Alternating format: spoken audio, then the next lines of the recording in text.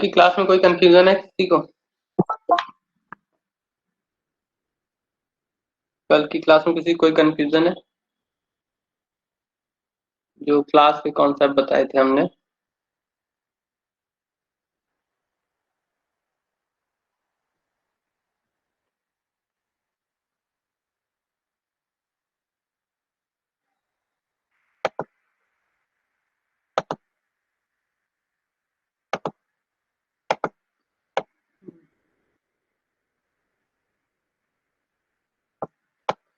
तो सुशील, ये बताओ क्लास क्या होता है? क्यों सुशील? हेलो। हेलो। हम्म। क्या बोल रहे सर? क्लास, अगर कोई पूछता है क्लास क्या होता है तो क्या जवाब दोगे? सर ये ऑब्जेक्ट ओरिएंटेड है।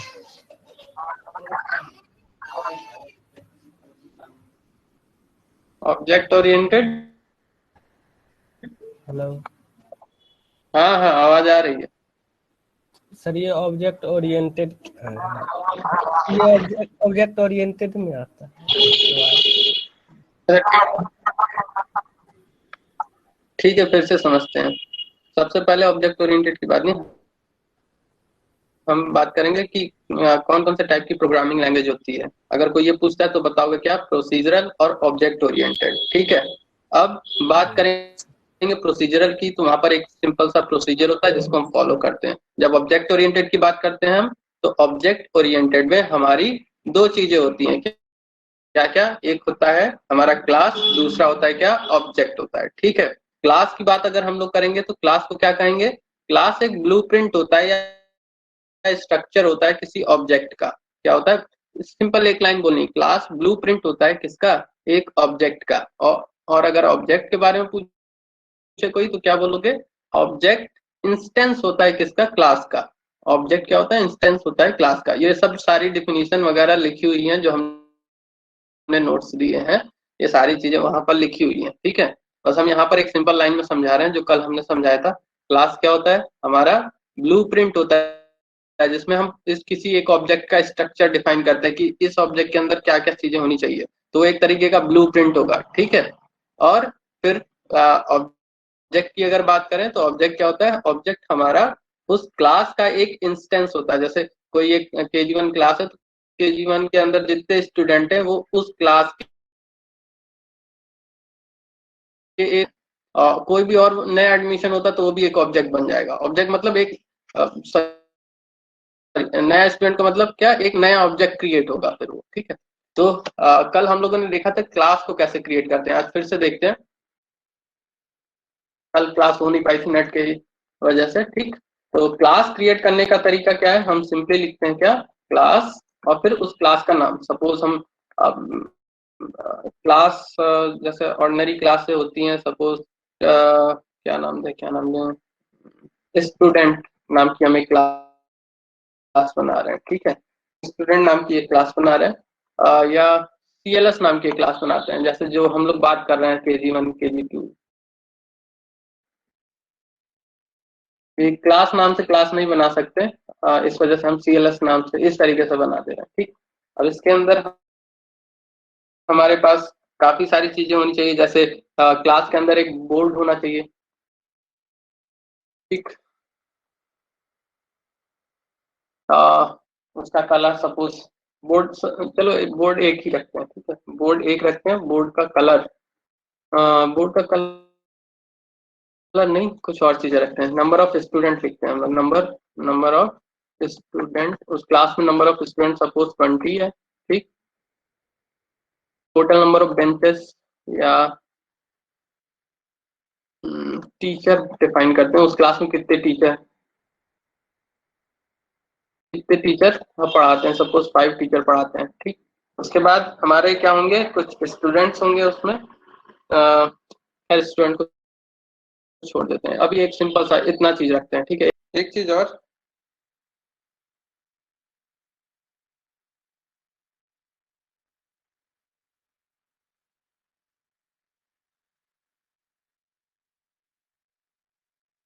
हेलो।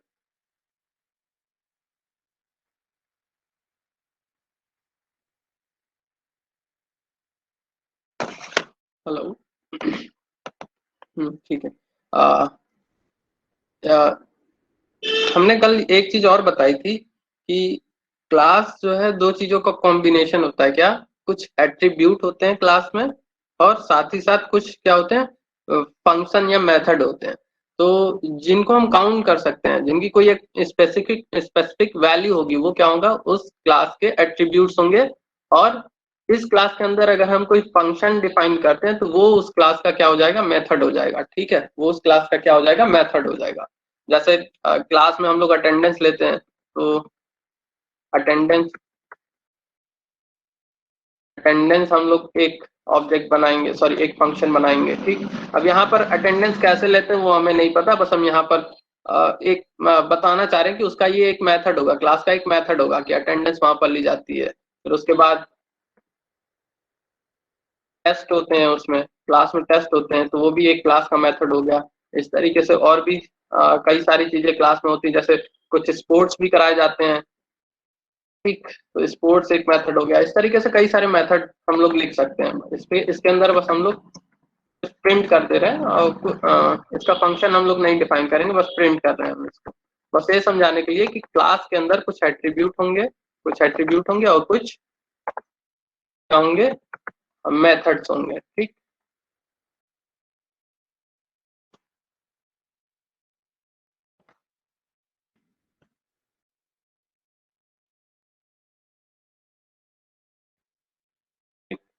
अब इन एट्रीब्यूट को एक्सेस करना होता है तो हम इस तरीके से लिखते हैं। अब अगर किसी क्लास के अंदर के मेथड को एक्सेस करना होगा तो हम कैसे लिखेंगे, डॉट करके उस फंक्शन का बस नाम लिख देंगे, जैसे अटेंडेंस। ठीक, अटेंडेंस।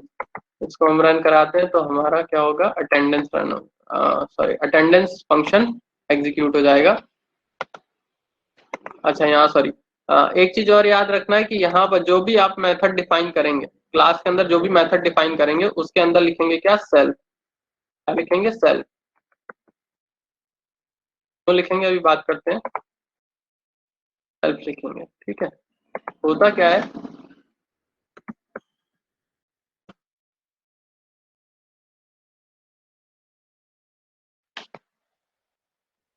बेसिकली किसी क्लास में हम क्या करते हैं, स्ट्रक्चर डिफाइन करते हैं। किसी एक ऑब्जेक्ट का, मतलब मल्टीपल ऑब्जेक्ट का स्ट्रक्चर डिफाइन करते हैं। तो पहले हम क्या करते हैं, क्लास के लिए कोड करते हैं। तो हमने यहाँ पर क्लास का एक स्ट्रक्चर बना लिया। अब इसके बाद हम इस क्लास के मल्टीपल ऑब्जेक्ट क्रिएट करते हैं। ठीक है, क्या करते हैं, मल्टीपल ऑब्जेक्ट क्रिएट करते हैं। ठीक।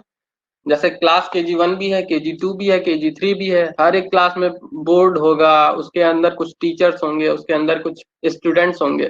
तो क्लास एक स्ट्रक्चर सेम रहेगा, लेकिन उसमें चीजें डिफरेंट डिफरेंट हो जाएंगी। जैसे हो सकता है कि 12th में 2 बोर्ड हो जाए, और उसमें नंबर ऑफ टीचर्स पढ़ाने वाले 10 हो जाएं, या फिर नंबर ऑफ स्टूडेंट 50 हो जाएं। ये क्वांटिटी डिफरेंट हो सकती है। ठीक है, उसी तरीके से 12th में अलग स्पोर्ट्स खिलाया जाता है, KG1 में अलग स्पोर्ट्स खिलाया जाता है, वो चीजें अलग हो सकती हैं। ठीक है, बट क्लास जो एक वो है, जो स्ट्रक्चर है वो सबका सेम होगा। सब लोग आएंगे, क्लास में बैठेंगे, पढ़ेंगे, लिखेंगे, खेलेंगे, कूदेंगे, हर चीज करेंगे। तो एक स्ट्रक्चर हम लोग डिफाइन कर देते हैं, उसके अंदर की इंटिटी बस चेंज होती रहती है। उसके अंदर की इंटिटी जो चेंज होती रहती है, एट्रीब्यूट चेंज होते रहते हैं, मेथड चेंज होते रहते हैं। ठीक है। तो यहाँ पर हम क्या करेंगे, इस क्लास के मल्टीपल ऑब्जेक्ट क्रिएट करेंगे। ठीक,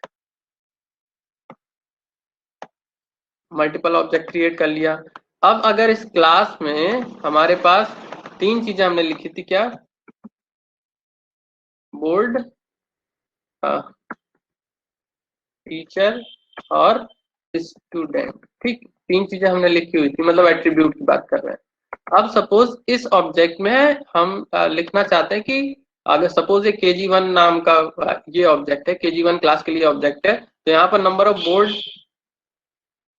इक्वल्स टू 1 हम लिखना चाहते हैं। ठीक है, 1 लिखना चाहते हैं। फिर उसके बाद नंबर ऑफ टीचर्स हम लिखना चाहते हैं, यहाँ पर 10 लिखना चाहते हैं। और फिर उसके बाद हम स्टूडेंट इक्वल्स टू हम लिखना चाहते हैं 30। ठीक, फिर उसके बाद हम एक और इसका हम नाम दे दे रहे हैं, सपोज KG1, ये है सपोज 5th क्लास है। ठीक है, 5th क्लास है, और इस क्लास में सपोज बोर्ड मानिए टीचर हमारे हो गए, सपोज यहाँ TSCH लिख रहे हैं, पूरा टीचर नहीं लिख रहे हैं क्योंकि स्पेस नहीं है यहाँ पर। ठीक, यहाँ पर सपोज 15 हो गए, और स्टूडेंट स्टूडेंट सपोज हो गए कितने, 40 हो गए। ठीक, इसी तरीके से ये सपोज ट्वेल्थ ट्वेल्थ है, ये ट्वेल्थ। ठीक, यहाँ पर हम चीजें चेंज करते हैं, वुड इक्वल्स टू 1, तो यहाँ पर लिख देते 2। टीचर हमारे यहाँ सपोज 20 हो गए, और STD इक्वल्स टू स्टूडेंट हो गए हमारे पास 50 हो गए। ठीक है, अब ये चीज होगी कैसे, हम क्या करेंगे, पहले ये KG1 नाम का एक ऑब्जेक्ट बनाएंगे। ठीक है, ये चीज कैसे होगी देखते हैं। हम क्या करेंगे, पहले इस क्लास का एक ऑब्जेक्ट बनाएंगे। तो हमने लिखा KG1 इक्वल्स टू क्लास, और एक ऑब्जेक्ट बना लिया। इसी तरीके से हम KG2 के लिए एक ऑब्जेक्ट बनाएंगे। ठीक, ऑब्जेक्ट बना लिया।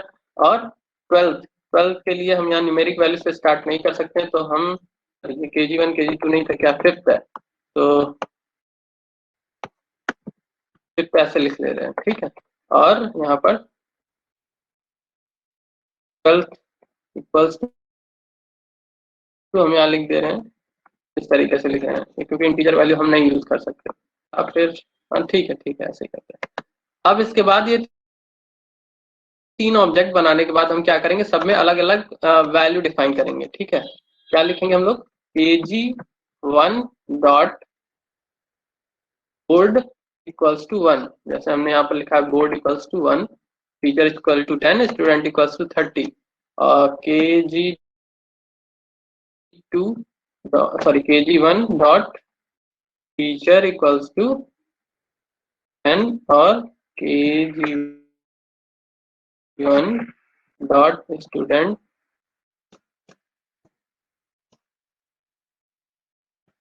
नंबर ऑफ स्टूडेंट लिखा हुआ है, यहाँ पर 20 डाल दिया। इसी तरीके से हम क्या करेंगे, फिफ्थ फिफ्थ के लिए भी डिफाइन करेंगे। यहाँ पर क्या करेंगे,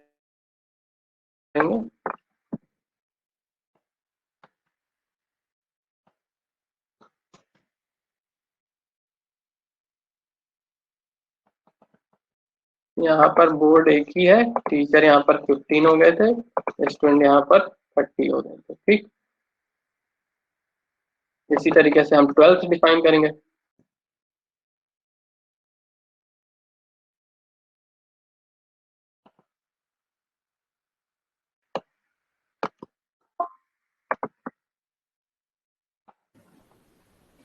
सर फिफ्थ स्टूडेंट में गलती है, मिसिंग स्टूडेंट अंडरस्कोर में गया है, उसके बाद फिफ्थ नो लिखा गया है। क्या चीज, सर फिफ्थ का जो स्टूडेंट है स्टूडेंट उसमें में क्या है, उससे पहले देखिए ना, नो लिखा गया, अंडरस्कोर आ गया, अच्छा, वहाँ पे डॉट होगा ना, हटा दीजिए। ठीक ठीक, कर दिए कर। इसमें टीचर हो जाएंगे 20, इसमें क्या हो जाएंगे 40। ठीक, अब इसको हम रन कराते हैं। अब सारी चीजें हम प्रिंट भी कराएंगे। ठीक है, सारी चीजें हम प्रिंट भी कराएंगे।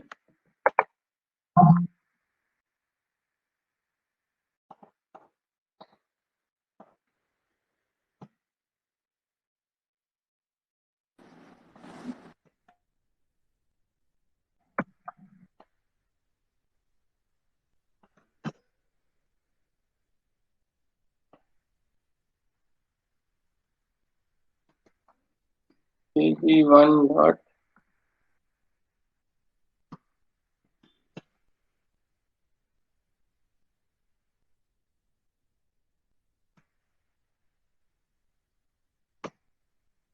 ठीक है, इसी तरीके से लोग यहाँ प्रिंट कराएंगे और यहाँ प्रिंट कराएंगे। ठीक,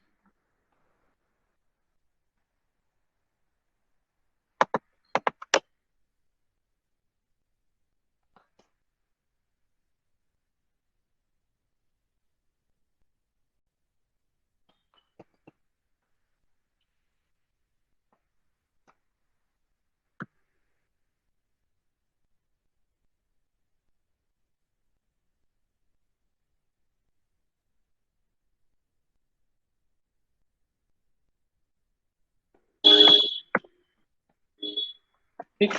तो अब जब हम रन कराएंगे देखेंगे सबकी अपनी अपनी खुद की वैल्यू होंगी। ठीक, हम इसको रन कराते हैं।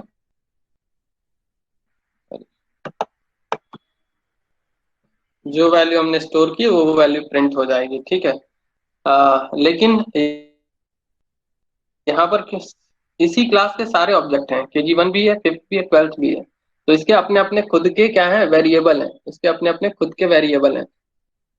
तो ये जो अपने खुद के वेरिएबल हैं ये इनको बोला जाता है डेटा मेंबर, जो हर एक ऑब्जेक्ट के अलग अलग होते हैं। जैसे यहाँ पर हमने बोर्ड एक दिया था, टीचर 10 दिए थे और नंबर ऑफ स्टूडेंट 20 दिया था। फिफ्थ क्लास के बोर्ड में 1 दिया था, टीचर 15 दिया था, नंबर ऑफ स्टूडेंट 30 दिया था। तो इसका जब हम वैल्यू प्रिंट कराएंगे इसके अपने वेरिएबल होंगे। ठीक है, इस ऑब्जेक्ट के अपने वेरिएबल होंगे और ये इससे डिफरेंट होंगे। किससे? इससे डिफरेंट होंगे। ठीक है, यहाँ पर 15 है, यहाँ पर 30 है। इसी तरीके से ये भी है। ठीक है, हमारा क्या मिला? 120। ठीक।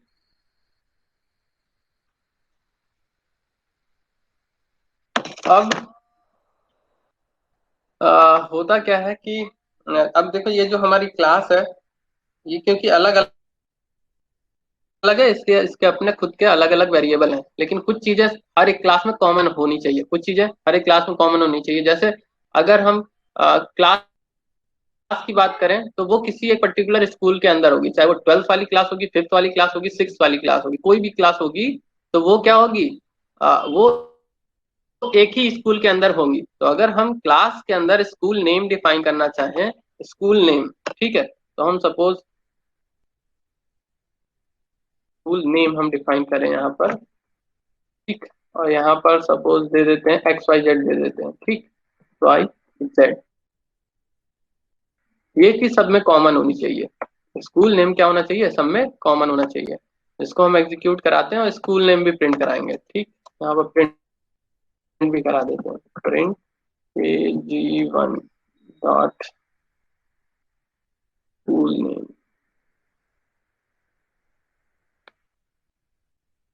इस तरीके से यहाँ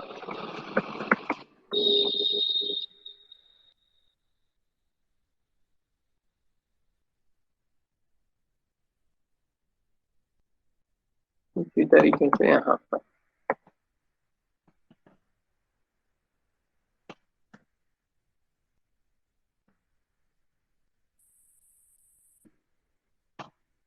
अब ये सब में कॉमन होगा। ठीक,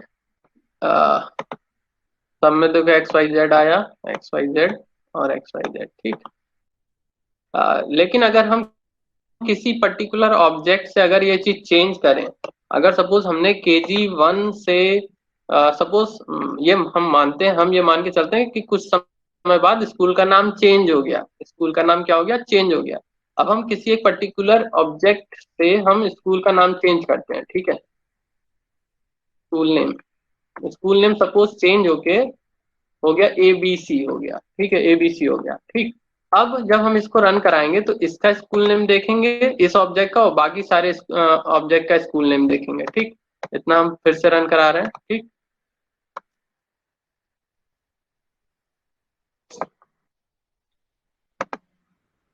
अब देखो एक में तो ABC आ रहा है लेकिन बाकी सब में क्या आ रहा है? XYZ आ रहा है। ऐसा नहीं होना चाहिए। अगर एक ऑब्जेक्ट में भी चेंज हुआ ABC तो हर एक ऑब्जेक्ट में ABC चला जाना चाहिए, क्योंकि वो सारे के सारे एक ही स्कूल के अंदर है। ठीक है, वो सारे के सारे एक ही स्कूल के अंदर है। तो कुछ ऐसे वेरिएबल होते हैं क्लास में जो कि जितने भी ऑब्जेक्ट हैं सब में शेयर्ड होंगे, सब में शेयर्ड होंगे, मतलब कॉमन होंगे। अगर एक ऑब्जेक्ट ने भी उस वेरिएबल में चेंज किया तो वो चेंज हर एक ऑब्जेक्ट में रिफ्लेक्ट हो जाना चाहिए। ठीक है, कुछ ऐसे वेरिएबल होंगे जो कि हर एक ऑब्जेक्ट में कॉमन होंगे। अगर एक ऑब्जेक्ट भी उसमें चेंजेस करता है तो वो चेंजेस हर एक ऑब्जेक्ट में हो जाना चाहिए। ठीक है, ऐसे वेरिएबल को बोला जाता है क्लास वेरिएबल। ऐसे वेरिएबल को क्या बोला जाता है? क्लास वेरिएबल बोला जाता है। ये होते हैं अभी जो हम लोग पढ़ते हैं, अभी तक जो हम लोग पढ़े हैं उसको बोलते हैं डेटा मेंबर बोलते हैं। और जो ऐसे वेरिएबल होते हैं जो कि सब में कॉमन होते हैं उनको क्या बोला जाता है? क्लास वेरिएबल बोला जाता है। ठीक, अब ये क्लास वेरिएबल को चेंज मतलब डिफाइन कैसे किया जाता है या चेंज कैसे किया जाता है, उसको हम लोग फंक्शन के थ्रू चेंज कर सकते हैं। ठीक है, क्लास वेरिएबल को हम फंक्शन के थ्रू डायरेक्ट चेंज नहीं करेंगे। जैसे हमने लिख दिया school name equals to ABC, ऐसे नहीं करेंगे। जितने भी क्लास वेरिएबल होंगे उनको हम कैसे चेंज करेंगे? किसी फंक्शन के थ्रू चेंज करेंगे। सपोज हमने लिखा चेंज स्कूल नेम, एक फंक्शन हमने बनाया, ठीक। अब यहाँ पर अच्छा, अभी सेल्फ की बात हमने नहीं की, अभी सेल्फ की बात हम लोग करते हैं, ठीक है। सेल्फ सेल्फ क्यों कर रहे थे, अभी बात करते हैं सेल्फ की भी। कॉमा, यहाँ पर हम स्कूल नेम रिसीव करेंगे जो भी हम चेंज करना चाहते हैं, ठीक है। स्कूल नेम रिसीव करेंगे और फिर चेंज यहाँ पर करेंगे क्या, ऐसे करेंगे, class dot school name equals to school name. अब यहाँ पर जो हम ये चेंजेस कर रहे थे, अब इस तरीके से ना करके इस वाले फंक्शन को कॉल करके हम स्कूल का नेम चेंज करेंगे, इस वाले फंक्शन को कॉल करके, ठीक। और इसको यहाँ से हटाएंगे इस तरीके से, ठीक है। इस तरीके से चेंज करेंगे। अब इस तरीके से जब हम चेंज करें तब देखते हैं कि हमारे अदर ऑब्जेक्ट में ये चेंज रिफ्लेक्ट होता है कि नहीं होता है। जितने भी शेयर्ड वेरिएबल होते हैं, जितने भी क्लास वेरिएबल होते हैं, उनको हम क्लास का नाम लिख के तब जाके चेंज अप्लाई करते हैं, ठीक है। पहले क्लास का नाम लिखेंगे, क्लास का नाम क्या है हमारा, CLSS, ठीक है। तो CLSS लिखा हुआ है, फिर डॉट स्कूल नेम, जो हमने स्कूल नेम लिया हुआ था, ठीक है। स्कूल नेम में हम जो भी यहाँ पर नेम रिसीव करेंगे, देखो यहाँ पर हम क्या सेंड कर रहे हैं, ABC सेंड कर रहे हैं, तो ABC चला जाएगा किसमें, इसमें रिसीव हो जाएगा, यहाँ पर ABC आ जाएगा। और स्कूल नेम में यहाँ पर ये कंफ्यूज मत होना, यहाँ पर कुछ भी ले सकते हैं। यहाँ सपोज हमने ले लिया वाई ले लिया, ठीक है, यहाँ पर भी वाई ले ले रहे हैं, ठीक, यहाँ पर वाई ले ले रहे हैं, तो यहाँ पर ABC जाएगा, वाई में रिसीव होगा, स्कूल नेम में वाई चला जाएगा, ठीक। अब देखते हैं जरा, तो अब देखो यहाँ पर क्या मिला, ABC मिला, ABC मिला, ABC। चेंज हमने सिर्फ एक ऑब्जेक्ट में किया है, यहाँ पर किया KG1 में, लेकिन इसमें नहीं किया, 5th में या 12th में नहीं किया, लेकिन स्टिल इसमें चेंजेस हो गए, ठीक है। तो ये था हमारा क्या, क्लास वेरिएबल। और ये सारे वेरिएबल क्या होते हैं, हमारे डेटा मेंबर्स होते हैं, इनको बोलते हैं डेटा मेंबर्स होते हैं, बोलते हैं।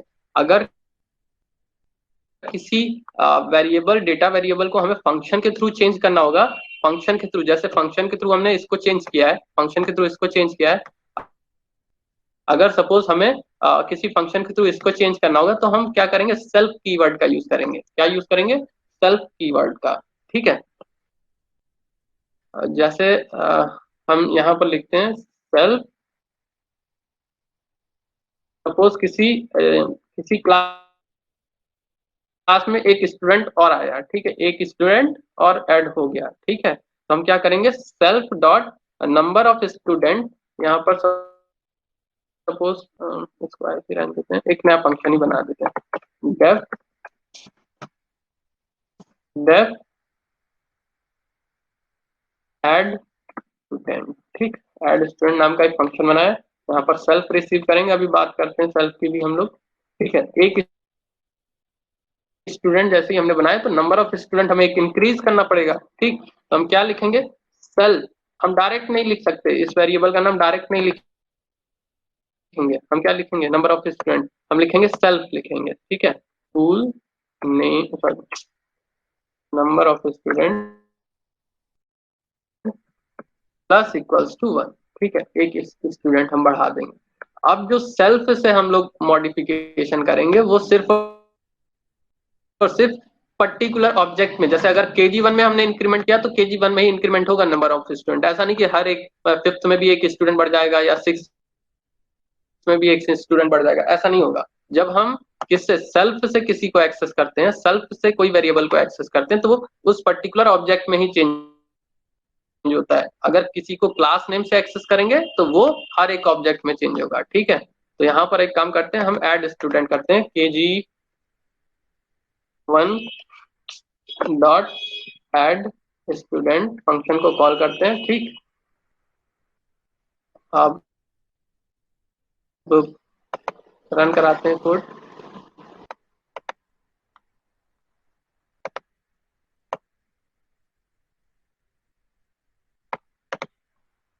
देखो पहले 20 स्टूडेंट थे, यहाँ पर 21 हो गए, लेकिन यहाँ पर 30 ही है, यहाँ पर 40 ही है, ठीक है। उनमें इंक्रीमेंट नहीं हुआ।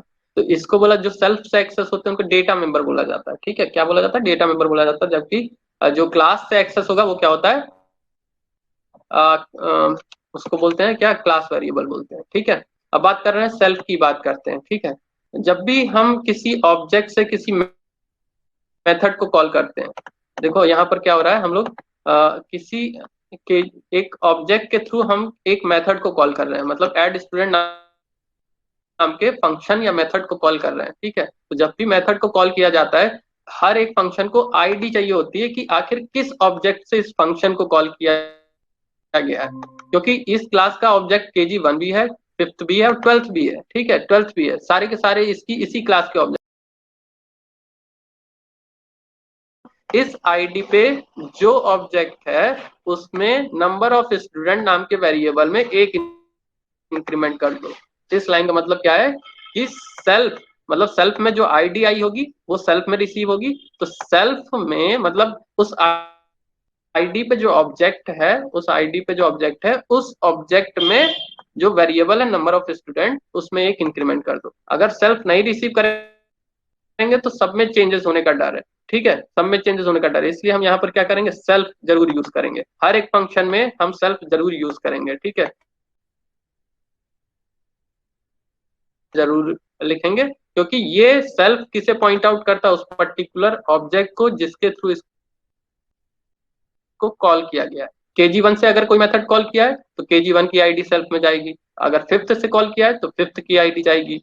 12th किया है तो 12th की आईडी जाएगी। मतलब सेल्फ किसे पॉइंट आउट कर रहा होता है? इस ऑब्जेक्ट को पॉइंट आउट कर रहा होता है बेसिकली, बस और कुछ नहीं। ठीक है, जैसे ये है, सपोज ये KG1 है, इसकी कंप्यूटर में आईडी दी गई सपोज 1, इसको आईडी दी गई क्या? 2, और इसको आईडी दी गई क्या? ऐसे वर्चुअली मान रहे हैं हम लोग 3। ठीक है, तो 1 पास होगा किसमें? यहाँ पर जो हमारा फंक्शन है डेफ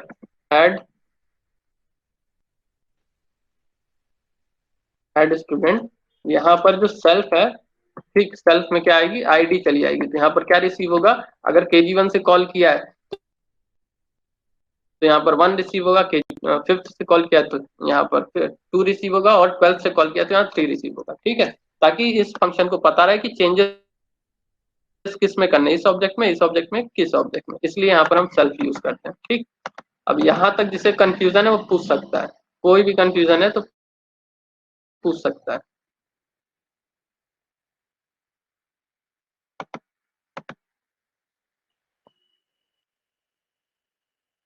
शिवराम, समझ में आ रहा है?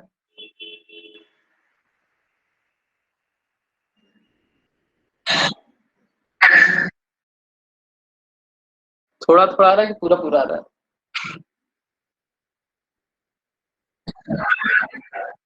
क्या नहीं आ रहा है ये बताओ।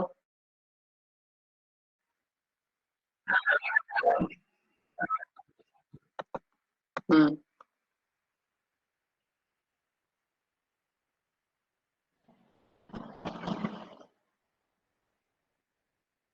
बताओ।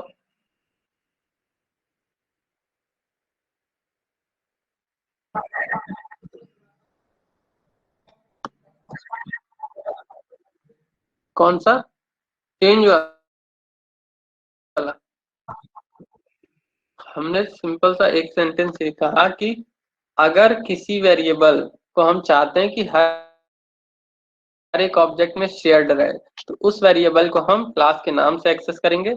और अगर हम चाहते हैं कि जो क्लास के अंदर वेरिएबल है वो ऑब्जेक्ट में अलग अलग रहे, हर एक ऑब्जेक्ट का अपना खुद का हो, तो उस केस में हम सेल्फ से एक्सेस करेंगे। ठीक है, तो यहाँ पर जो हम स्कूल का नाम हम चेंज करने जा रहे हैं, इसको हम क्लास से एक्सेस कर रहे हैं, क्लास के नेम से एक्सेस कर रहे हैं, क्योंकि चाहे वो KG1 का ऑब्जेक्ट हो, KG2 का ऑब्जेक्ट हो, KG3 का ऑब्जेक्ट हो, हर एक केस में जो स्कूल का नाम होगा वो सेम होगा। इसलिए यहाँ पर हमने क्या किया है? क्लास डॉट स्कूल नेम से एक्सेस किया है। जबकि यहाँ पर एक हमने ऐड स्टूडेंट नाम का फंक्शन किया है।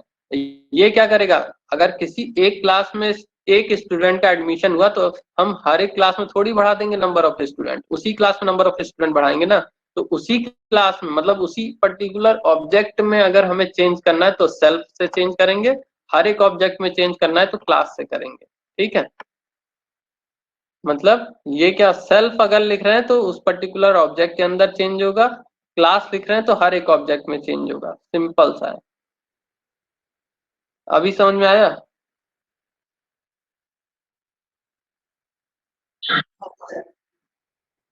किसे नहीं समझ में आया ये बताओ।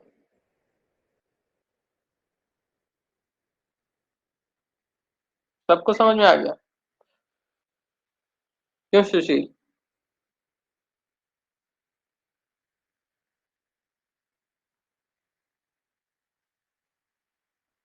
सुशील? यस सर, समझ में आ गया। साहिल? हाँ सर, आ गया समझ। साहिल? नीतीश? Yes sir. अच्छा ठीक है, तो हम आगे बढ़ते हैं, कुछ और चीजें क्लास के बारे में पढ़ते हैं।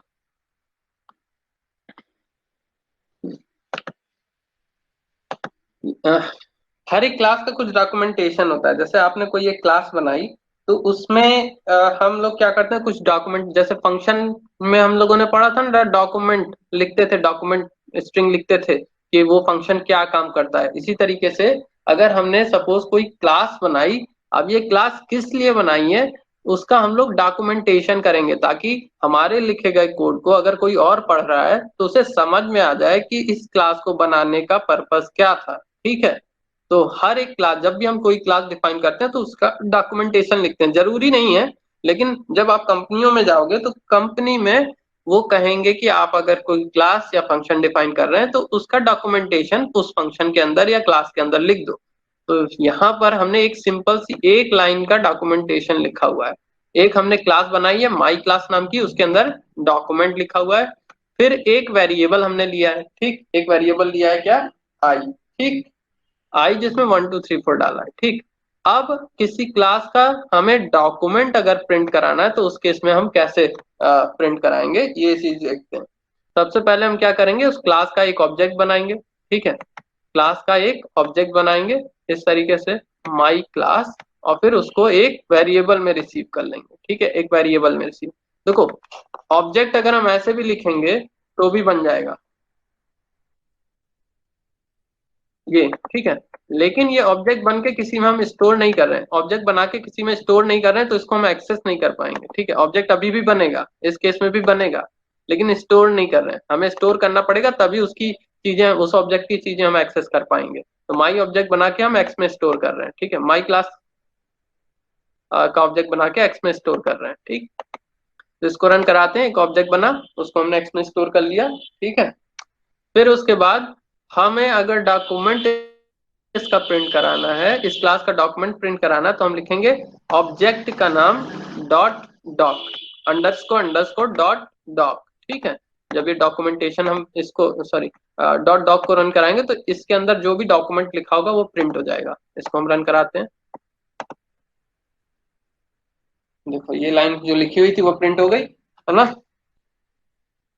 हाँ, अब इसके अंदर का वेरिएबल एक्सेस करना है, सपोज इस क्लास के अंदर ये वेरिएबल लिखा हो, इसको एक्सेस करना है, तो हमने पहले ही बताया क्या, क्लास का नाम, सॉरी ऑब्जेक्ट का नाम लिखेंगे और फिर डॉट वेरिएबल का नाम। ठीक है, डॉट वेरिएबल का नाम। ठीक है, आगे बढ़ते हैं। हमने एक वेरिएबल डिफाइन किया और दो मेथड डिफाइन किए हैं। क्या डिफाइन किए हैं, दो मेथड डिफाइन किए हुए हैं। ठीक है, अब हमने इस मेथड में क्या लिखा हुआ है, self dot I, self dot I, और यहाँ पर इस मेथड में भी क्या लिखा हुआ है, दोनों में सेम चीज लिखी हुई है। एक काम करते हैं हम,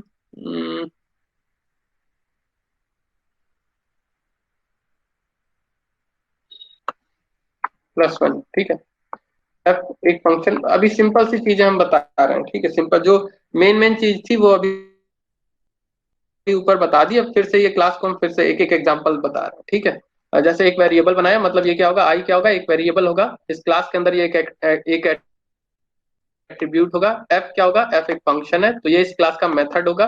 पी भी एक फंक्शन है तो ये इस क्लास का दूसरा मेथड होगा। पहले मेथड में जो भी आई की वैल्यू है उसमें एक इंक्रीमेंट करके प्रिंट कर रहे हैं, दूसरे में सिर्फ आई की वैल्यू प्रिंट कर रहे हैं। ठीक, अब इनको कॉल कैसे करेंगे ये देखते हैं। तो सबसे पहले क्लास का ऑब्जेक्ट बनाएंगे, क्लास का ऑब्जेक्ट बनाने के लिए हमने क्या लिखा है, माई क्लास और एक्स में स्टोर कर दिया। ठीक, फिर एक्स डॉट आई प्रिंट करेंगे तो ये रन होगा, ये प्रिंट होगा। एक्स डॉट एफ रन करेंगे तो ये प्रिंट होगा, और एक्स डॉट पी रन करेंगे तो ये प्रिंट होगा। ठीक, ये ठीक, देखते हैं। पहले एक्स डॉट आई करते हैं, एक्स डॉट एफ और एक्स डॉट पी। देखो ये एक इंक्रीमेंट होके प्रिंट हुआ है और एक्स डॉट पी में। ठीक है, अब बात करते हैं कंस्ट्रक्टर की। क्लास में एक कंस्ट्रक्टर होता है। कंस्ट्रक्टर क्या होता है? देखो, जब भी कोई हम क्लास बनाते हैं, जब भी कोई हम क्लास बनाते हैं तो कुछ चीजें उसमें फिक्स होती हैं कि ये चीजें क्लास ऑब्जेक्ट बनाते समय क्रिएट हो जानी चाहिए। ठीक है, जैसे अभी हमने एक क्लास बनाई, ये ठीक है, ये हमने क्लास बनाई है। अब इस क्लास में इसको हम यहाँ पेस्ट कर रहे हैं। इस क्लास में देखो, जब भी हम किसी इस नाम का कोई भी ऑब्जेक्ट बनाएंगे, इस क्लास नाम का कोई भी ऑब्जेक्ट बनाएंगे तो उसमें कुछ चीजें फिक्स हैं।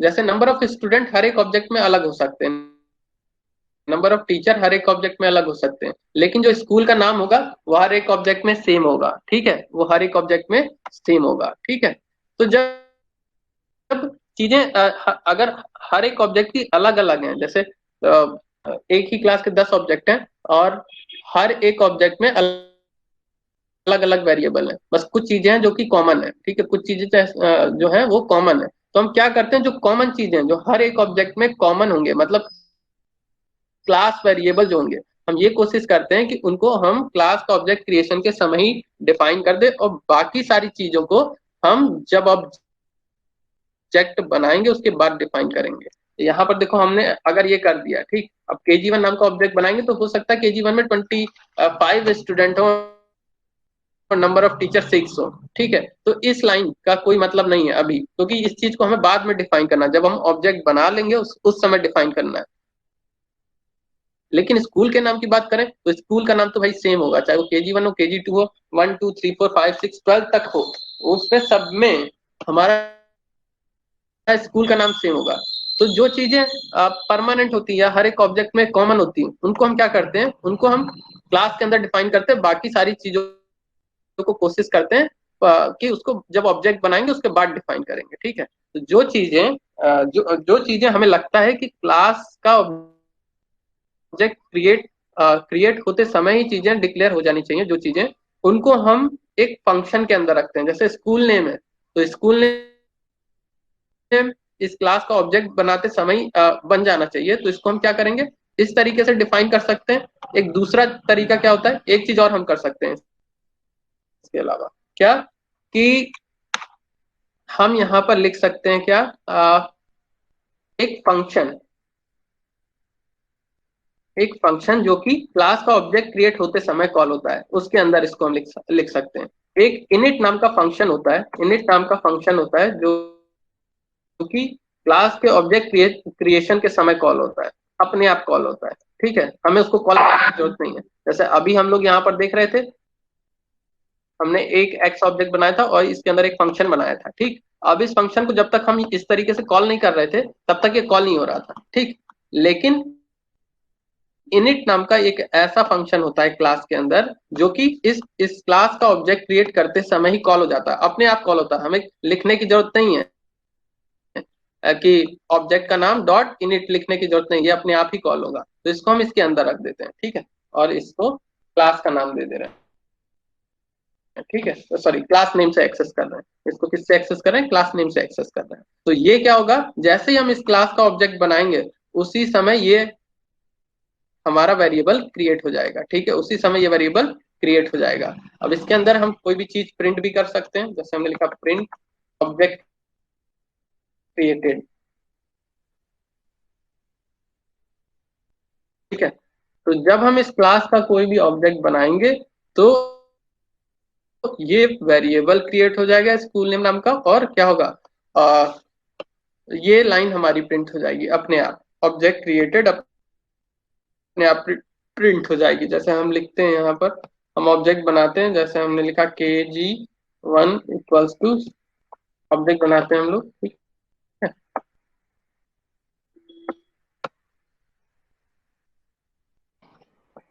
देखो ये चीज अपने आप प्रिंट हो गई, ऑब्जेक्ट क्रिएटेड, ठीक है। और वेरिएबल भी ये क्रिएट हो गया होगा, अपने आप ही क्रिएट हो गया होगा। लेकिन अगर हम लोग ध्यान देंगे कि यहाँ पर इनिट फंक्शन जो था, इनिट फंक्शन को हमें कॉल करने की जरूरत नहीं पड़ी। हमने यहाँ पर कहीं नहीं लिखा हुआ है कि kg1 dot underscore underscore init, ऐसा कुछ नहीं लिखा हुआ है, ठीक है। इस तरीके से कहीं कुछ नहीं लिखा हुआ है। तो इसका मतलब क्या है, ये जो इनिट फंक्शन है, जब हमने ऑब्जेक्ट क्रिएट किया होगा उसी समय ये कॉल हो गया होगा, ठीक है, उसी समय कॉल हो गया होगा। तो ऐसा फंक्शन जो कि किसी क्लास के ऑब्जेक्ट क्रिएशन के समय कॉल होता है, उसको बोलते हैं कंस्ट्रक्टर, ठीक है, उसको क्या बोलते हैं, कंस्ट्रक्टर। और कंस्ट्रक्टर के अंदर हम वो सारी चीजें रखते हैं, वो सारी चीजें डिफाइन करते हैं जो कि हमें लगता है कि वो सारी चीजें हर एक ऑब्जेक्ट के अंदर होनी ही चाहिए। मतलब अगर उस क्लास का कोई भी ऑब्जेक्ट बन रहा है तो उस ऑब्जेक्ट के अंदर ये चीजें होनी ही चाहिए। तो उसको हमें अलग से डिफाइन करने की जरूरत नहीं होगी, अलग से हमें डिफाइन करने की जरूरत नहीं है।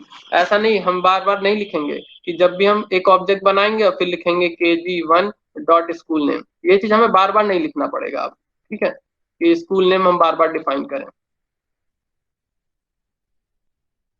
इस तरीके से हमें बार बार नहीं लिखना पड़ेगा। जैसे ही हम ऑब्जेक्ट क्रिएट करेंगे तुरंत ही हमारा स्कूल नेम क्रिएट हो जाएगा, उसमें क्या चला जाएगा, XYZ, यहाँ पर भी XYZ। तो किसी क्लास के ऑब्जेक्ट क्रिएशन के समय जितनी जरूरी चीजें होती हैं उनको हम क्या करते हैं, उनको हम क्या करते हैं, कंस्ट्रक्टर के अंदर रखते हैं। किसके अंदर, कंस्ट्रक्टर। तो कंस्ट्रक्टर अगर कोई पूछता है तो क्या बताओगे, कंस्ट्रक्टर एक ऐसा फंक्शन है जो कि क्लास के ऑब्जेक्ट क्रिएशन के समय कॉल होता है, ठीक है। क्लास के ऑब्जेक्ट क्रिएशन के समय कॉल होता है, वही क्या है, हमारा क्लास का कंस्ट्रक्टर, ठीक है। तो इनिट फंक्शन अपने आप कॉल होगा और उसके अंदर जो चीज डिफाइन करेंगे वो अपने आप एग्जीक्यूट हो जाएगी ऑब्जेक्ट क्रिएशन के समय ही, ठीक। अब आगे बढ़ते हैं। एक होता है, ये तो हो गया कंस्ट्रक्टर, एक होता है डिस्ट्रक्टर, ठीक है। एक होता है डिस्ट्रक्टर। कंस्ट्रक्टर कब कॉल होता है, जब ऑब्जेक्ट बनाते हैं तब कॉल होता है। और डिस्ट्रक्टर क्या होता है, जब हम किसी ऑब्जेक्ट को डिलीट करते हैं, होता है। जो डिस्ट्रक्टर होता है वो किसी ऑब्जेक्ट को, ऑब्जेक्ट के डिलीट होने से जस्ट पहले कॉल होता है, ठीक। जैसे यहाँ पर एक हमने डिफाइन कर दिया, क्या, डेफ, ठीक है, डिलीट, ये DEL नाम का, ठीक है, डेल, सेल्फ, हमेशा सेल्फ रिसीव करेंगे हम लोग। और यहाँ पर हम प्रिंट करा दे रहे हैं, एक लाइन प्रिंट करा दे रहे हैं, ठीक है, ऑब्जेक्ट डिलीटेड।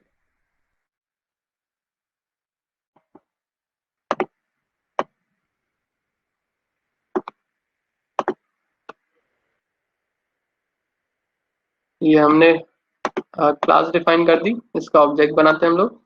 अब इस ऑब्जेक्ट को डिलीट करते हैं, तो डिलीट कैसे करते हैं, DEL कीवर्ड से डिलीट kg1, इसको हम रन कराते हैं। अगर ये लाइन एग्जीक्यूट हुई ऑब्जेक्ट डिलीटेड, तो मतलब क्या, ये वाला फंक्शन कॉल हुआ है, ठीक है। लेकिन हम यहाँ पर कोई फंक्शन कॉलिंग कर नहीं रहे हैं, बस डिलीट लिख रहे हैं, ठीक। तो यहाँ पर देखो क्या आया, ऑब्जेक्ट डिलीटेड।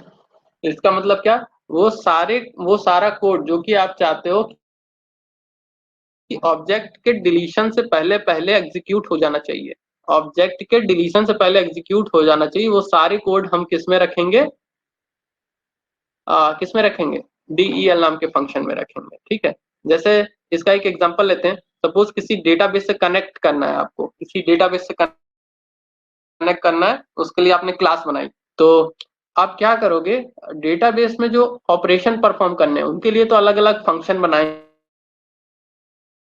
लेकिन डेटाबेस से जो कनेक्ट करने का काम होगा, मतलब क्या, इस क्लास का जब ऑब्जेक्ट क्रिएट करेंगे उसी समय डेटाबेस से हम कनेक्ट कर लेंगे, उसी समय डेटाबेस से कनेक्ट कर लेंगे। जैसे चाहे एसक्यूएल से कनेक्ट करें, चाहे ओरेकल से कनेक्ट करें, किसी से भी, तो जो कनेक्शन का कोड होगा, डेटाबेस से कनेक्शन का कोड होगा, वो कहाँ लिखेंगे हम लोग, इनिट के अंदर लिख देंगे। इसी तरीके से ऑब्जेक्ट जब डिस्ट्रॉय करेंगे तो डिस्ट्रॉय करने से पहले हम कनेक्शन को क्लोज करना पड़ता है। तो कनेक्शन को क्लोज किस में लिखेंगे, डीईएल में। तो ऑब्जेक्ट डिलीट होने से पहले क्या हो जाएगा, इसमें कनेक्शन, जो डेटाबेस का कनेक्शन है वो हम लोग इसमें डिफाइन कर सकते हैं, ताकि ऑब्जेक्ट डिलीशन होने से पहले हमारा डेटाबेस से चीजें डिस्कनेक्ट हो जाए। ठीक है, ये एक एप्लीकेशन है इसका।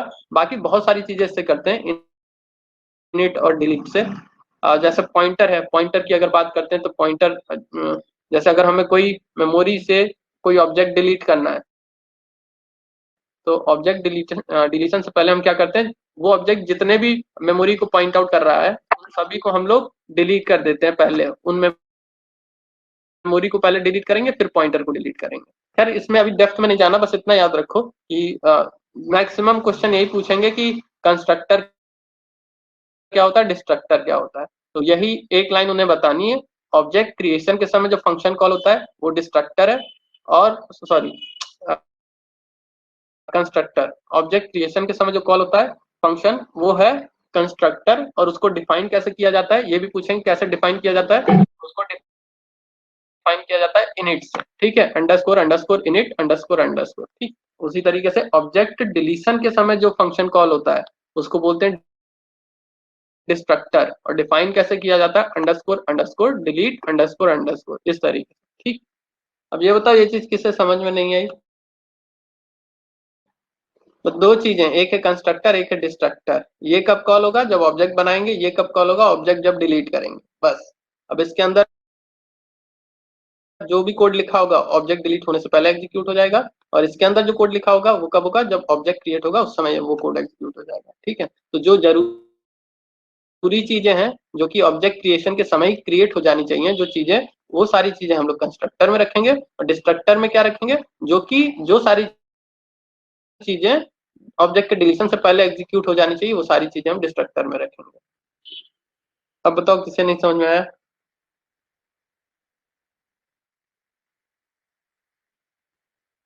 हेलो,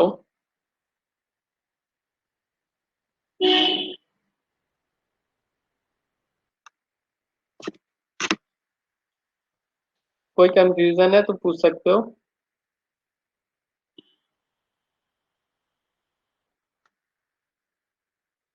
क्यों साहिल, समझ में आ गया। हाँ सर, आ गया। अच्छा, शिवराम, रुचि, यस सुशील, तृप्ति,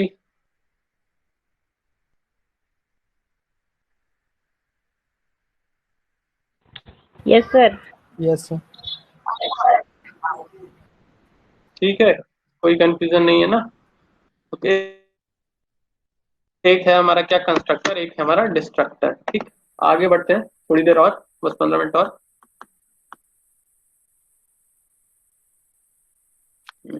तो कंस्ट्रक्टर, ये एक एग्जांपल और है कंस्ट्रक्टर का और डिस्ट्रक्टर का। एक हमने एम्प्लॉय नाम की क्लास बनाई है, उसमें एक इनिट नाम का फंक्शन बनाया जो कि क्या होता है, कंस्ट्रक्टर होता है। ठीक है, इसके अंदर हमने लिखा है एम्प्लॉय क्रिएटेड, मतलब ये ऑब्जेक्ट क्रिएटेड हो गया। ठीक, फिर डिलीट जब किया है, सॉरी डिलीट फंक्शन के अंदर हमने क्या लिखा है, डिस्ट्रक्टर कॉल्ड एम्प्लॉय डिलीटेड। ठीक, जब हम इस एम्प्लॉय नाम का ऑब्जेक्ट बनाएंगे तो ये वाली लाइन प्रिंट होगी, और डिलीट करेंगे तो ये वाली लाइन प्रिंट होगी।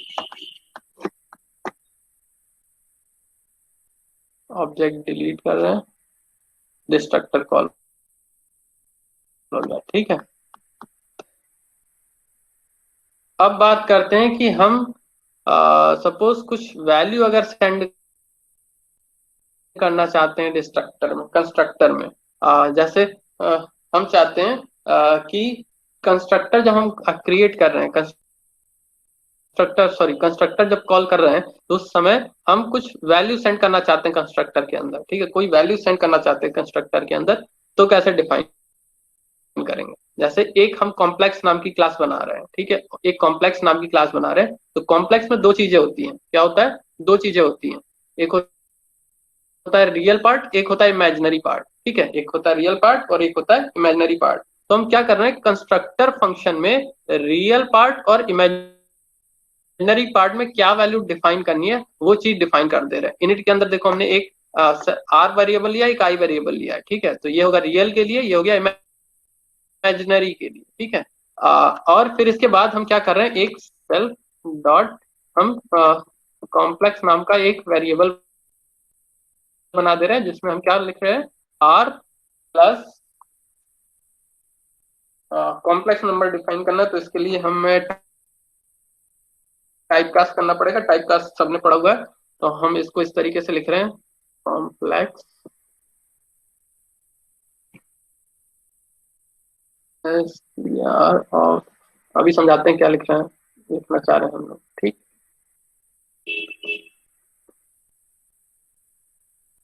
बस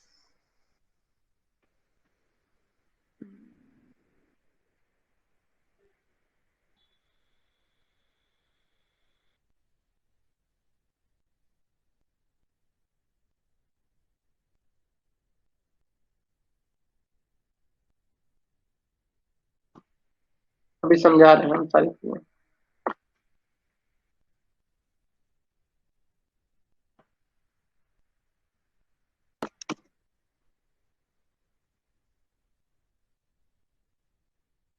ठीक है, हम चाह रहे हैं कि ये जो कॉम्प्लेक्स नाम का वेरिएबल वो है, क्लास है, इसका जब कंस्ट्रक्टर कॉल हो तो कंस्ट्रक्टर में हम क्या करें, यूजर से इनपुट लें रियल पार्ट और इमेजिनरी पार्ट, और एक कॉम्प्लेक्स नाम का वेरिएबल इसमें डिफाइन कर दें उसी समय जब ये क्लास का ऑब्जेक्ट बनाए, उसी समय ये कॉम्प नाम का एक वेरिएबल बन जाए जो जिसका टाइप क्या हो, कॉम्प्लेक्स टाइप का हो, ठीक। तो हम क्या करेंगे, रियल पार्ट रिसीव करेंगे उसको आर में स्टोर कर देंगे, इमेजिनरी पार्ट यूजर से रिसीव करेंगे उसको आई में स्टोर कर देंगे। अब इसके बाद इससे मिला के हम एक कॉम्प्लेक्स नंबर बनाएंगे। तो कॉम्प्लेक्स नंबर का फॉर्मेट क्या होता है, इस तरीके से होता है ना, 2 + 5 इस तरीके से। तो इसके लिए हमने क्या किया है, पहले जो भी यूजर ने दिया हमें, ठीक है, जो भी यूजर ने हमें दिया, जैसे आर में सपोज 2 दिया, तो यहाँ पर हमें क्या रिसीव होगा, 2 आर में क्या रिसीव हो जाएगा 2, आई में सपोज 3 दिया तो आई में रिसीव हो जाएगा 3। अब ये तो इंटीजर वैल्यू, आर में 2 आई में 3, आई में 3 है। अब इससे कॉम्प्लेक्स नंबर कैसे बनाएंगे, तो कॉम्प्लेक्स नंबर बनाने के लिए हम क्या करेंगे कि जो आर में वैल्यू है उसको पहले एसटीआर में कन्वर्ट करेंगे, स्ट्रिंग में कन्वर्ट करेंगे, ठीक है। अब इस स्ट्रिंग में एक प्लस साइन ऐड करेंगे, स्ट्रिंग टाइप से प्लस साइन ऐड करेंगे ताकि ये चीज आ जाए, ठीक है। ये किस लिए कर रहे हैं, कॉन्केटिनेशन के लिए।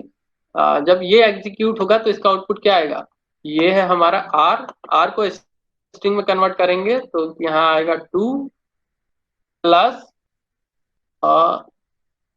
प्लस, इसका आउटपुट क्या आएगा ये।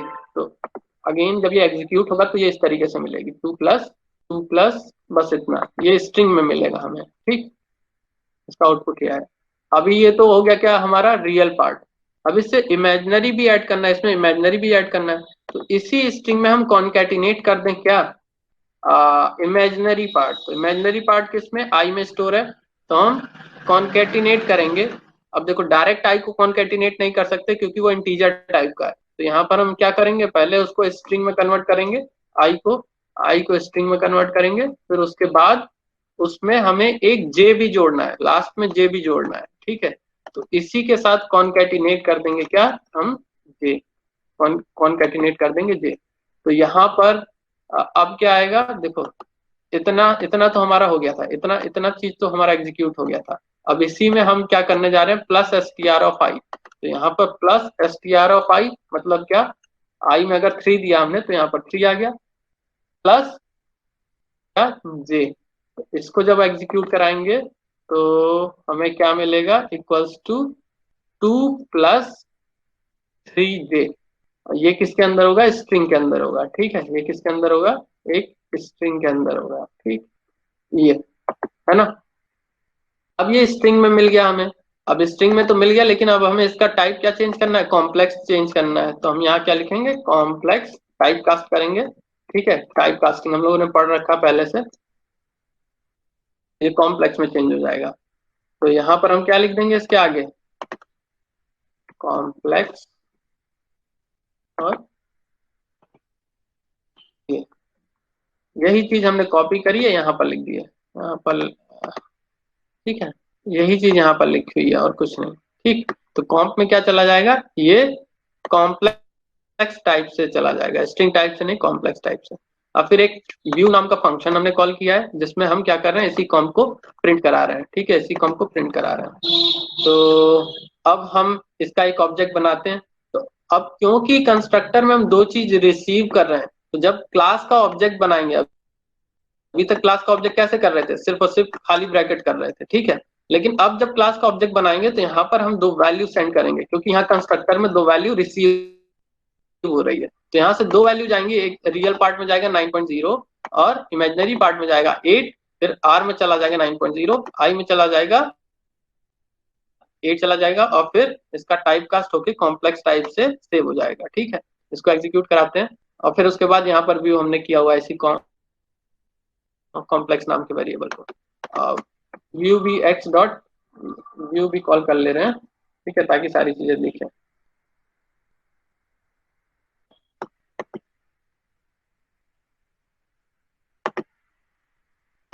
आर इज, सॉरी, यहाँ सेल्फ लगाना पड़ेगा, सेल्फ हम भूल गए यहाँ पर लगाना सेल्फ, यहाँ पर भी सेल्फ लगाना पड़ेगा।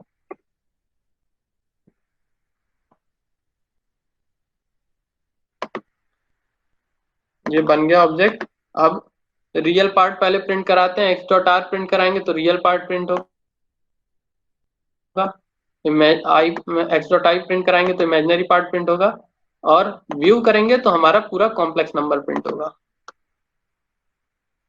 ठीक है, तो देखो कॉम्प्लेक्स नंबर क्या प्रिंट हो गया, 9 प्लस 8J। यहाँ से गया था 9.0, तो यहाँ पर 9 आया प्लस 8J। टाइप कास्टिंग के समय ये हमारा, अगर 0 यहाँ पर लिखा हुआ है तो इंटीजर कर, एक काम करते हैं 9.1 करते हैं तो ज्यादा क्लियर होगा।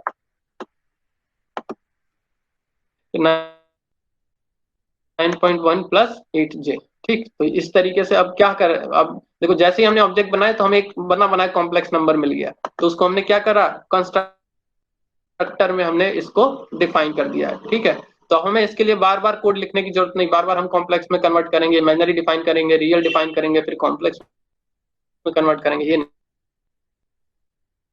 गया। ठीक है, वैसे हमें एक कॉम्प्लेक्स नंबर मिल गया। तो ये सारा कोड हमने कहाँ लिख दिया, कंस्ट्रक्टर में लिख दिया। ठीक है, अब इसी तरीके से इसका अगर डिस्ट्रक्टर डिफाइन करते हैं, डेफ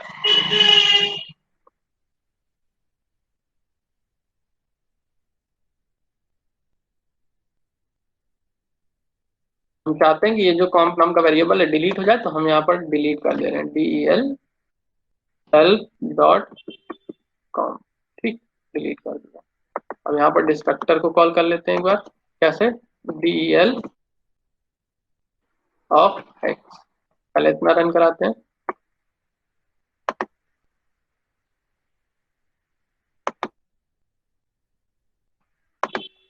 अब ये हमारा ऑब्जेक्ट यहाँ से डिलीट हो गया। ठीक है, तो इस तरीके से कंस्ट्रक्टर और डिस्ट्रक्टर हम लोग डिफाइन करते हैं। कल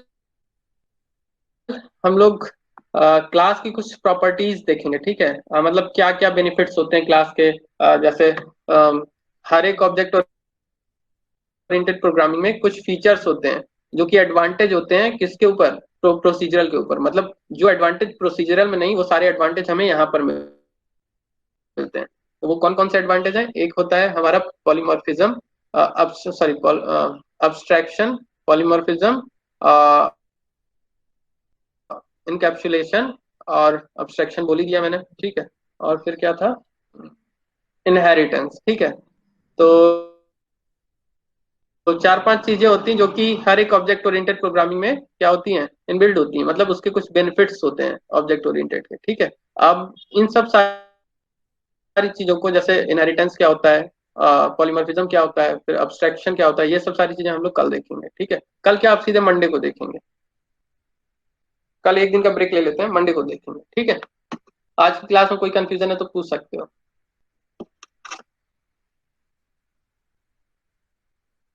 हेलो, किसी को कोई कंफ्यूजन है तो पूछ सकता है। सर वीडियो अपलोड कर दीजिएगा, कुछ प्रॉब्लम नहीं।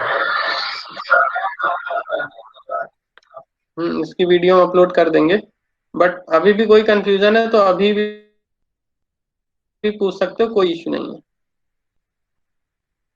ठीक है, देखो हमने आज क्या क्या पढ़ा है। पहले तो बताया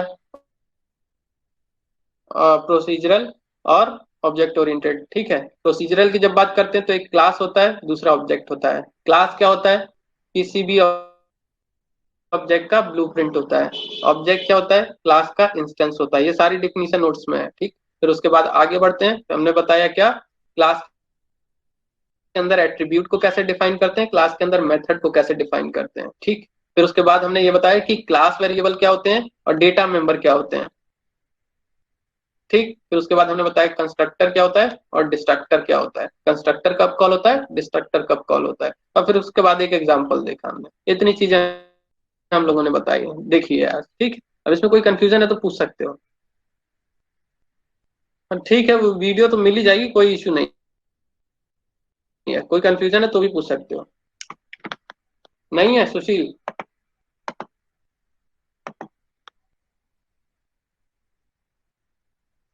क्यों सुशील?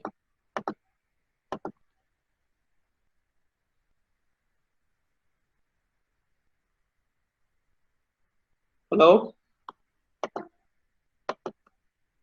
हेलो, जय सुशील। चलो अच्छा, किसी कोई कंफ्यूजन है? साहिल, तपेश्वर? No sir. नहीं है ना? अरे क्यों Tapeshwar?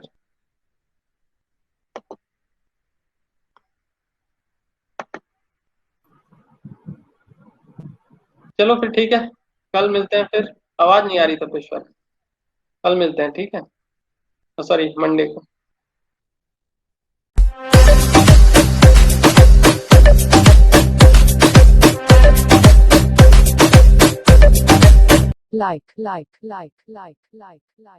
comment, share, subscribe, and press the bell icon. Never miss on updates from Shivram Kumar.